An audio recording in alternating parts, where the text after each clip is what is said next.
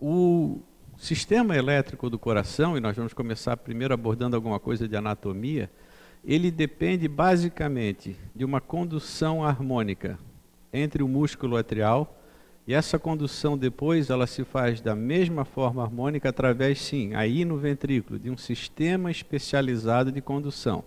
Convém apenas lembrar de que no átrio a propagação do impulso ela se dá por vias preferenciais que são resultado muito mais da orientação das fibras atriais do que da presença de um sistema próprio de condução elétrica do coração. A harmonia dessa ativação, ela depende de algumas coisas. A primeira delas é que existe uma hierarquia de potencial de ação, em que os potenciais de ação mais longos vão acontecendo quanto mais baixo, a partir do nó sinusal, o impulso elétrico tem que chegar.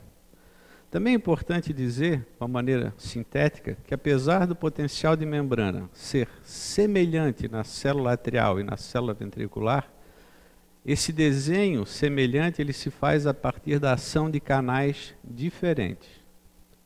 Isso é interessante porque a maioria dos estudos com drogas antiarrítmicas, por exemplo, ele se baseia no efeito dessas drogas sobre o potencial de ação ou potencial ventricular. Mas os senhores vejam nesse gráfico de que nem todos os canais eles se expressam da mesma maneira na reprodução desse potencial de ação. E é por isso, talvez, que nós não tenhamos, até o momento, nenhuma droga que seja seletiva para ação antiarrítmica nos átrios.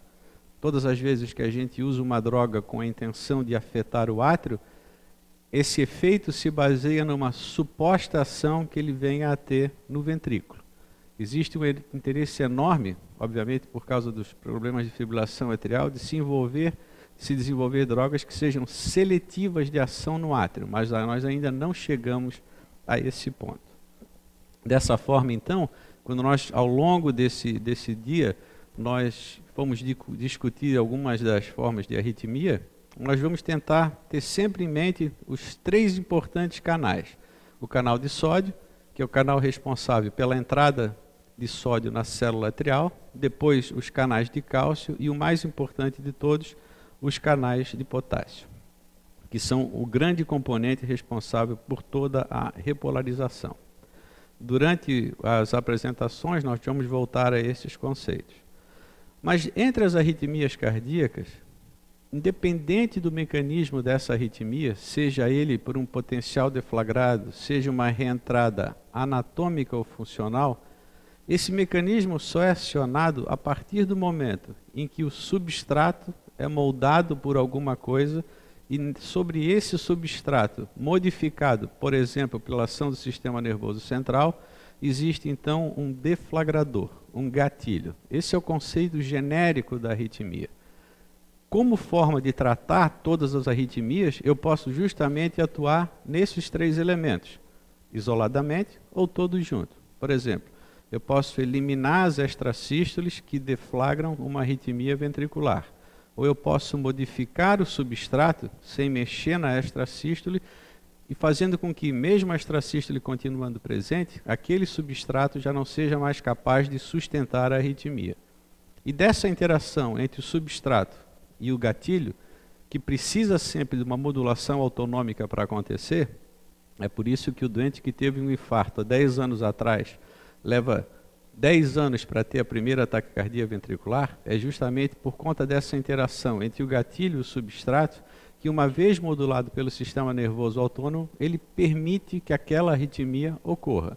Eu posso também, de uma maneira terapêutica, portanto, modificar o modulador da interação gatilho-substrato e evitando que aquela arritmia ocorra. Por exemplo, nos pacientes que têm taquicardia ventricular refratária, eu posso fazer a simpatectomia, evitando assim que uma cicatriz que tem extrasístoles e tem condições de sustentar uma taquicardia ventricular já não mais o faça.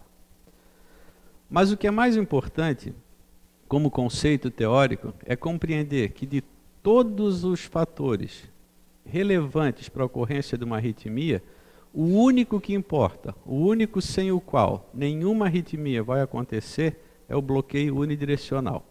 Eu só posso ter uma arritmia se uma das partes do meu circuito estiver desproporcionalmente equilibrada em relação a uma região vizinha e essa desproporcionalidade permite a presença de um bloqueio direcional. Esse é o conceito básico da reentrada.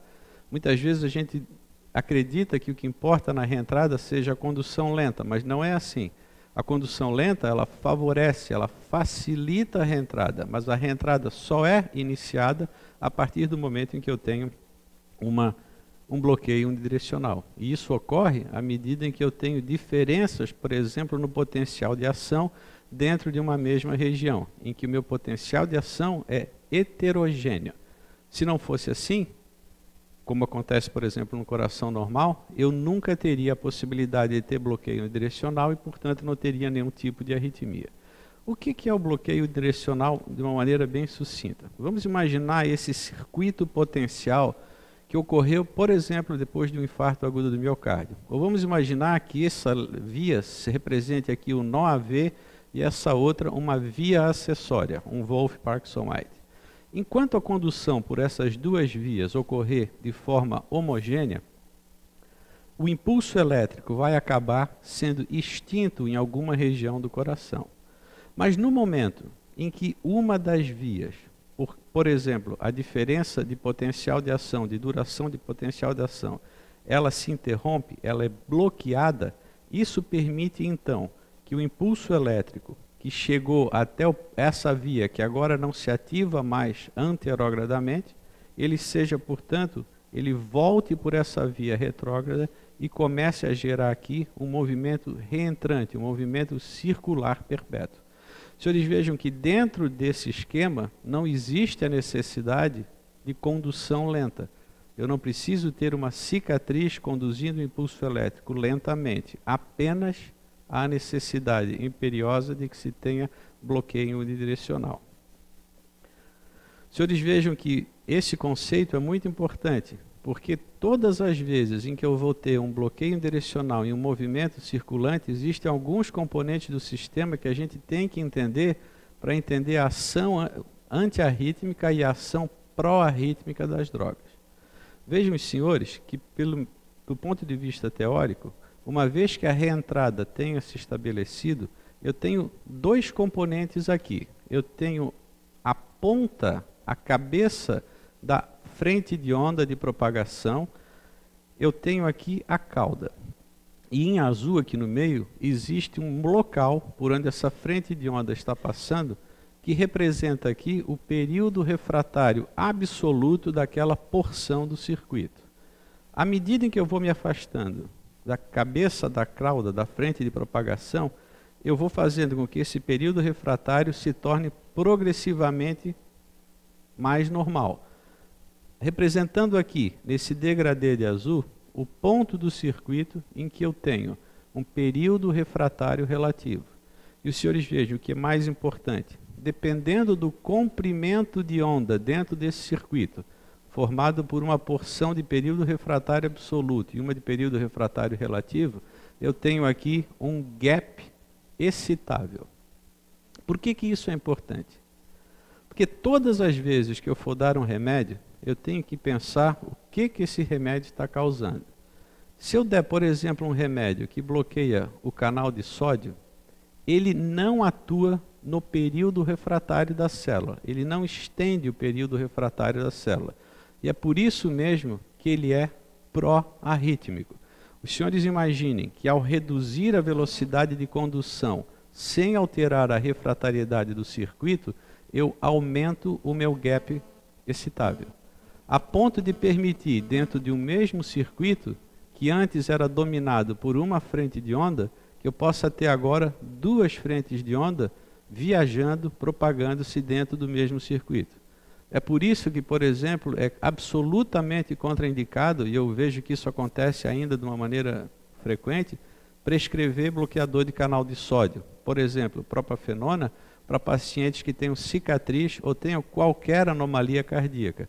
Porque ao lentificar a propagação da frente de onda dentro de um circuito reentrante, eu abro o meu gap excitável de uma maneira que aquele circuito que antes permitia que uma frente de onda gerasse uma frequência de 150, pode ser que essa frente de onda tenha a capacidade de se duplicar dentro da reentrada e dobre a frequência cardíaca. Por isso que eles são tão pró-arrítmicos e por isso que eles devem ser evitados.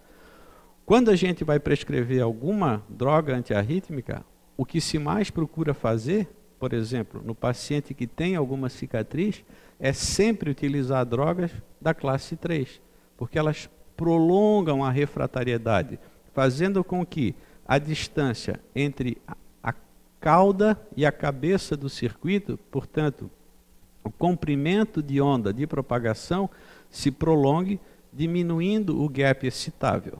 Todas as vezes em que a cauda for atingida pela seta, pela ponta da frente de propagação, a arritmia se extingue, porque eu preciso ter, quanto maior for o meu gap visual, maior o fator de segurança para que a arritmia rode dentro desse circuito. Esse é um conceito básico para a gente tentar entender por que hoje em dia, no Brasil, os únicos remédios que se pode prescrever, na verdade, para o paciente que tem qualquer problema nos ventrículos, infarto, miocardiopatia dilatada, miocardiopatia hipertrófica, displasia ritmogênica, resume-se basicamente a amiodarona e ao sotalol. O sotalol, obviamente, se o paciente tiver descompensado de insuficiência cardíaca, ele aumenta a mortalidade, restando apenas, então, a amiodarona. Todos os outros pacientes que não têm nenhum dano ventricular, esses sim são eventualmente candidatos a drogas como a propafenona. Em termos de anatomia, eu só gostaria de resumir alguns pontos importantes que a gente vai acabar conversando durante o simpósio inteiro. Os senhores vejam então que, por incrível que pareça, do ponto de vista do eletrofisiologista, a anatomia mais complexa que existe é a do átrio direito. Apesar de, em termos de arritmia, ser uma câmara relativamente desinteressante. Não é ali que nasce a fibrilação atrial e não é ali que nascem as arritmias mais graves. Mas a compreensão da anatomia do átrio direito é importante porque existem alguns termos anatômicos que são bem distintos do que a gente costuma pensar. Dentro do átrio direito, a arritmia mais comum que a gente está acostumado a ver é o flutter atrial e a reentrada nodal. O flutter atrial é um circuito muito específico, que sempre acontece no átrio direito relacionado ao istmo cavo-tricuspídeo. O que é esse istmo? Esse istmo é uma região do átrio que se localiza entre a válvula tricúspide e a veia cava inferior. Ele é delimitado também por essa fibra que se chama ligamento de Eustáquio. Esse ligamento de Eustáquio, ele se funde na base do átrio direito a uma outra válvula que fica na frente do ósteo do seio coronário. Nós vamos ver todas as estruturas daqui a pouco, para formar o que os cirurgiões cardíacos usam como uma referência muito importante para localizar onde está o nó átrio-ventricular, que é o tendão de Tondaro. Esse tendão de Tondaro, ele é um ligamento que vai desde o ósteo dessa estrutura, que é o seio coronário, nós já vamos ver o que é isso, até a região do septo membranoso, que é onde está localizado o nó átrio-ventricular. O que eu gostaria de citar para os senhores, em introdução à aula do Andrei de taquicardia por reentrada nodal, é que a distância do local onde está o nó átrio-ventricular até a região do seio coronariano é de mais ou menos 3 centímetros. E é nessa região que se faz a ablação da via lenta nodal, na tentativa de se interromper o circuito, sem, obviamente, causar um dano mais importante ao nó AV. O seio coronariano é uma outra estrutura extremamente importante que ela tem que passar a fazer parte do nosso vocabulário. O seio coronariano, digamos assim, é como se fosse uma extensão do átrio direito ao longo da válvula mitral para dentro do átrio esquerdo. Não é bem isso, mas é só para ser didático. O que é o seio coronário? O seio coronário é a grande tributária para a qual drenam as veias do coração. Como a maior parte da musculatura cardíaca está do lado esquerdo, o seio coronário é a veia final que recebe todas as outras tributárias que drenam o sangue venoso do músculo cardíaco, E esse seio coronariano, ele vem acabar drenando dentro do átrio direito. Isso é muito importante, porque através do seio coronariano eu tenho acesso a uma série de locais, a uma série de informações no lado esquerdo, sem que o meu catéter tenha que ser colocado, sem que o meu eletrodo tenha que ser colocado num território arterial. Isso, obviamente, minimiza muito qualquer tipo de complicação. Os senhores vejam que interessante, é uma coronariografia do seio coronariano, mostrando que mesmo a partir do átrio direito, eu consigo fazer uma injeção de contraste e delinear essa estrutura ao longo de todo o anel mitral. Através desse seio coronariano, eu posso, por exemplo, fazer toda a ressincronização. Então, quando a gente fala do seio coronário, vocês vão ouvir muito sobre o seio coronário nessas apresentações, é dessa estrutura que nós estamos falando. Uma outra estrutura que vai se citar muito é a fossa oval. A fossa oval, novamente, é a janela que nós temos a partir do território venoso para o átrio esquerdo. A fossa oval é essa região que fica posterior à válvula tricúspide e acima do seio coronariano, em que, a partir do uso de uma determinada técnica de punção transeptal, eu consigo ter acesso ao átrio esquerdo sem necessariamente entrar no território arterial. Seria impossível fazer uma ablação de fibrilação atrial se não fosse o acesso transeptal. Diga-se de passagem que durante a ablação de fibrilação atrial se costuma fazer inclusive 2 punções transeptais. Dentro da anatomia também é importante entender onde é que ficam localizados as vias acessórias que são o substrato da síndrome de Wolff-Parkinson-White. Elas se localizam ao longo do anel atrioventricular, ou seja, ao longo do anel mitral e do anel tricúspide.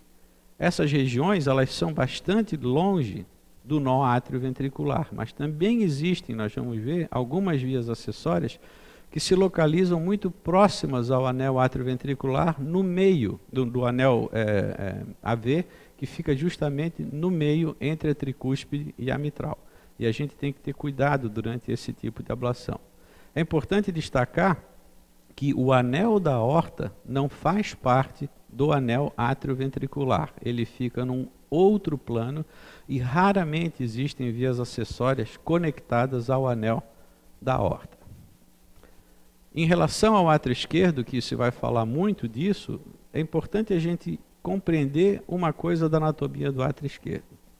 A distribuição das fibras do átrio esquerdo acaba sendo o substrato mais importante da fibrilação atrial. Os senhores notem 2 peculiaridades. Primeiro, que as fibras que compõem o corpo do átrio esquerdo, elas são desorganizadas, ou seja, elas se entrelaçam de uma maneira completamente diferente daquelas fibras que se distribuem, fibras atriais, que se distribuem junto ao ósteo das veias pulmonares. Aqui, elas têm uma forma circunferencial completamente diferente dessa. Dentro das veias pulmonares, eu ainda tenho uma distribuição, a partir da camada circunferencial, uma distribuição aleatória de vários filamentos de musculatura atrial que se invaginam por dentro das veias. Esse tipo de filamento acaba sendo o substrato da fibrilação atrial. Os senhores notem que isso é muito importante que nós entendamos. Os senhores vejam que em muitos pacientes, independente da anatomia da musculatura na parede atrial, existe uma concordância na distribuição circunferencial da musculatura em torno das veias pulmonares. E na natureza, se uma coisa sempre acontece, ela deve ter uma função. E a função dessa musculatura circunferencial aqui é funcionar como um esfíncter, para evitar que durante a sístole atrial, os senhores vejam que vigorosa sístole atrial nesse caso, haja um refluxo de sangue muito grande para dentro das veias pulmonares. Isso causaria uma série de reflexos importantes. Essa distribuição circunferencial, por mais que ela não cause um colapsamento completo, uma oclusão da veia pulmonar, ela evita, sim, que grande parte, que não haja refluxo para dentro das veias pulmonares. Porque os senhores lembram da física, de que a resistência ao fluxo, ela é proporcional ao quadrado do raio do cano. Então, se eu tenho uma fibra que se contrai, mesmo que seja um pouco, isso impõe uma enorme resistência ao fluxo naquela região. Esse papel de esfíncter das veias pulmonares, portanto, é muito importante para evitar que ao longo do tempo, a partir do refluxo, a veia dilate, estire a fibra e cause, portanto, algum tipo de arritmia dentro da veia do pulmão. A gente deve sempre pensar na fibrilação atrial como se fosse uma veia pulmonar igual a uma insuficiência cardíaca. O que acontece na insuficiência cardíaca? O coração dilata, de uma maneira sintética, a fibra estira, isso passa a ser arritmogênico. Na veia do pulmão é a mesma coisa. Quando a minha musculatura circunferencial deixa de ter um efeito de esfíncter importante, ou porque isso é uma coisa congênita, ou porque foi imposto a ela um regime de pressão aumentado dentro do lado esquerdo, ela dilata, a veia dilata, estira a fibra, e essa fibra estirada do átrio dentro da veia passa a ser arritmogênica, causando fibrilação atrial. Também gostaria de citar que o átrio esquerdo, e às vezes o eletrofisiologista tem que se preocupar com tudo que está em volta do coração também, porque o que a gente queima no coração pode atingir órgãos adjacentes ao coração. Especificamente, por exemplo, os senhores vejam o esôfago, em íntimo contato com a parede posterior do átrio esquerdo. É fácil de entender que se durante uma ablação, por exemplo, de fibrilação atrial, que requeira a ablação da parede posterior, eu posso, se as devidas medidas não forem tomadas, causar um dano muito grande ao esôfago, causando inclusive, até em casos muito raros, uma fístula entre o átrio esquerdo e o esôfago. Por isso que existe uma série de medidas que são tomadas para evitar esse tipo de problema. Da mesma forma, vários nervos, como por exemplo o frênico e o vago, estão intimamente conectados à parede do átrio esquerdo. E dependendo do que se faça no átrio esquerdo, eu posso lesar o nervo vago, causando inclusive, por exemplo, gastroparesia em pacientes que foram submetidos a alguns tipos de ablação. Essas lesões nervosas são tipicamente reversíveis, mas em alguns casos pode se levar de 3 a 6 meses para que haja esse tipo de recuperação. Esse aqui, por exemplo, é um exemplo do nervo frênico direito que corre intimamente conectado com a veia cava superior. Quando eu preciso queimar a veia cava superior, porque ela é a fonte de alguma arritmia, eu tenho que tomar muito cuidado para não lesionar esse tipo de nervo. Hoje em dia, para lidar com esses conceitos que eu expus e essa anatomia, nós temos alguns instrumentos. E esses instrumentos eles estão basicamente sintetizados aqui. Eu vou expor isso porque, de novo, durante o simpósio nós vamos falar várias vezes essa terminologia.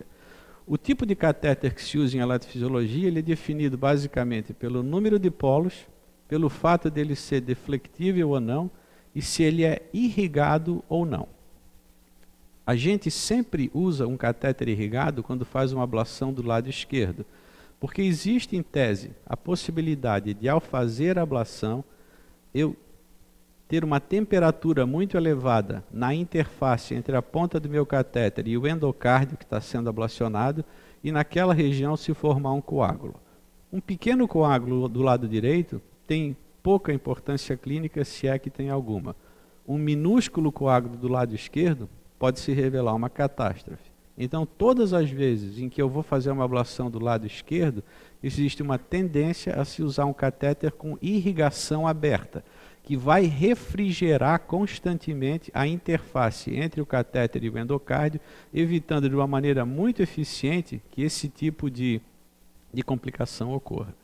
Como eu disse para os senhores, essas qualidades de deflexão e irrigação são extremamente importantes. E nós agora, há alguns anos atrás, também passamos a dispor de outro avanço tecnológico, que é a possibilidade de medir a força de contato entre o catéter e o coração. A efetividade da ablação depende especificamente do contato. Sem contato, não há ablação. E eu posso agora, então, medir em gramas quanto de força que eu estou fazendo durante aquela ablação. Isso aumentou barbaramente a eficácia do procedimento e a segurança do procedimento também. Porque apenas olhando a fluoroscopia e os sinais endocavitários, eu não consigo inferir qual é a minha força de contato. Eu posso estar fazendo a ablação de um Wolff com 50 gramas de contato, isso aumenta o risco de complicação. Eu posso estar fazendo uma mesma ablação com 2 gramas de contato, o que vai fazer com que essa ablação seja muito ineficiente. Então, existe uma série de critérios a partir do momento em que eu posso saber qual é a minha força de contato para fazer com que a ablação seja feita de uma maneira muito eficiente e muito segura. E o que é a ablação em si? A ablação nada mais é de uma cauterização especializada. A ablação ela é o resultado da elevação da temperatura do músculo cardíaco, que ao atingir uma temperatura de 55 graus ou mais durante 20 ou mais segundos, ele morre, ele se transforma posteriormente numa cicatriz. Inicialmente ele perde as propriedades elétricas, perde as propriedades contráteis e posteriormente essa região que teve esse tipo de comportamento vai se transformar numa cicatriz.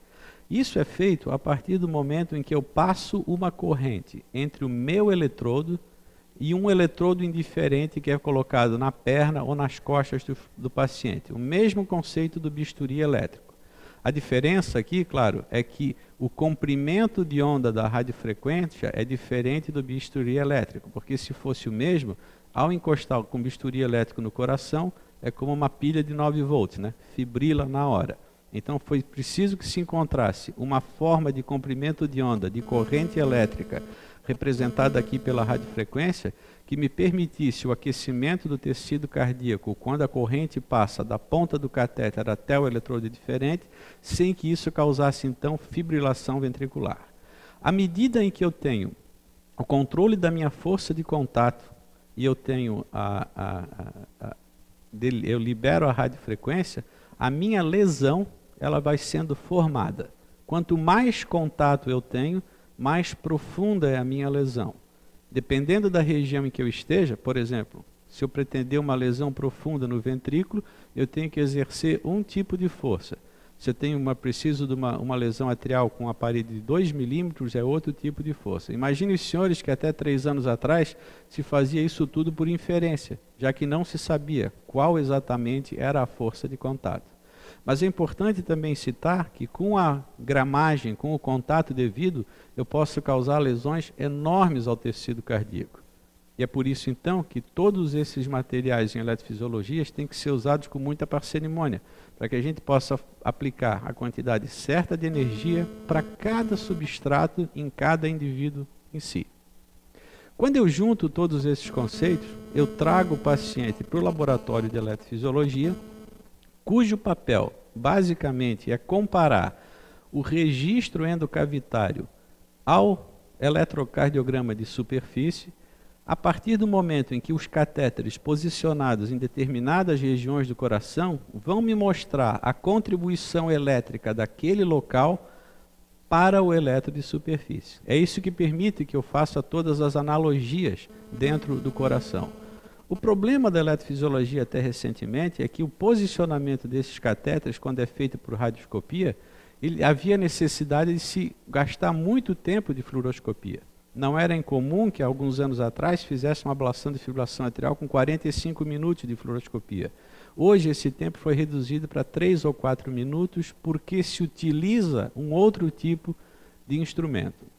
Nós hoje conseguimos, a partir do momento que se usa o que se chama de sistema de mapeamento eletroanatômico, que hoje é parte integral dos laboratórios de eletrofisiologia, nós somos capazes então de perceber, a partir do momento em que eu, por exemplo, como nesse sistema, coloco eletrodos em regiões específicas da parede torácica, emito uma corrente entre esses eletrodos, estabeleço um nível de impedância X dentro do tórax, eu posso agora, já que as estruturas dentro do tórax, o pulmão tem uma impedância, o catéter tem outra, o sangue tem outra, eu sou capaz então de, num sistema 3D, eu sou capaz de localizar, saber exatamente onde é que o meu catéter está dentro do coração, sem usar a fluoroscopia. Isso é um avanço enorme na eletrofisiologia. E senhores imaginem que, à medida em que eu consigo visualizar esse catéter dentro do coração e movo esse catéter, o sistema é capaz de adquirir pontos no espaço 3D e reconstruir a anatomia daquele coração. No caso, eu estou movimentando um catéter circular, duodecapolar, deflectível, não irrigado, dentro da veia pulmonar superior direita. E o sistema vai montando a anatomia, vai guardando essa informação no espaço 3D e remontando a anatomia daquela estrutura que eu estou navegando. O resultado final disso é que eu posso reconstituir para o indivíduo em questão a anatomia daquele coração e sobrepor a essa anatomia todas as informações elétricas que eu desejar. É isso que me permite, por exemplo, planejar um caso desse paciente, um caso específico, eu realizo aqui, na anatomia que eu criei, o isolamento elétrico das veias pulmonares e da parede posterior. Isso tudo é feito de uma maneira individualizada. É aquele indivíduo com aquele coração, naquele momento, com aquela volemia, com aquela frequência cardíaca, que vai fazer com que eu gere esse tipo de anatomia, a partir da qual eu possa decidir qual a melhor maneira de tratar aquela condição. Eu posso fazer isso tanto para os átrios de uma maneira bem precisa. Os senhores vejam que a resolução desse sistema é quase que tomográfica. Se eu despender o tempo necessário para definir essa anatomia, eu consigo reproduzir aqui os achados idênticos da tomografia. E eu posso fazer isso também com o ventrículo. É mais ou menos o mesmo conceito, mas eu consigo reconstituir a anatomia do ventrículo esquerdo, da parede septal direita, das veias do seio coronário, usando o mesmo tipo de sistema e sobrepor a essa anatomia informações elétricas pertinentes àquele caso. Por último, um instrumento que nos permitiu avançar muito em eletrofisiologia, que nós usamos rotineiramente aqui em Santa Catarina, é o eco intracardíaco. Antigamente, nós só conseguíamos ver a borda do coração e, a partir dos sinais elétricos, inferir onde os catéteres estavam sendo movidos. Hoje não. Hoje eu posso ver exatamente o que eu estou fazendo utilizando uma sonda de eco intracardíaco dentro do coração. Então esse é um setup muito comum em eletrofisiologia nesses dias. Eu tenho aqui uma sonda de eco intracardíaco que fica colocada, por exemplo, nesse caso no átrio direito, e a partir daqui eu consigo visualizar tudo o que está acontecendo com esses catéteres dentro do átrio esquerdo, o que me dá muita segurança e aumentou sobremaneira a precisão do procedimento eletrofisiológico. Hoje, portanto, quando a gente fala de um laboratório de eletrofisiologia, os eletrofisiologistas adoram o nome laboratório, porque dá um tom mais acadêmico, eu acho, a especialidade. Ele é, na verdade, um ambiente bastante complexo. Eu tenho que incorporar todas as informações do sistema de fluoroscopia aos sistemas de navegação, a anatomia daquele indivíduo em questão, compilar isso tudo, distribuir essa informação de uma maneira que faça sentido para que eu possa oferecer àquele paciente o melhor tratamento. Mas todo esse esforço vale a pena, porque os senhores vejam que na experiência do nosso grupo de cerca de mais ou menos 5.000 pacientes, nós tivemos apenas um óbito. Isso é uma coisa extremamente segura. E eu acho engraçado, às vezes, quando dizem que a eletrofisiologia é muito agressiva. Agressiva é pedir para o paciente fazer esse tipo de cirurgia para resolver um problema da coluna. Quando eu comparo esse tipo de invasividade ao que se pode oferecer hoje em eletrofisiologia, fica bastante claro que a especialidade evoluiu de uma maneira tal que a maioria absoluta dos pacientes pode ser tratado com muita segurança e eficácia quando toda essa tecnologia é colocada a serviço do paciente.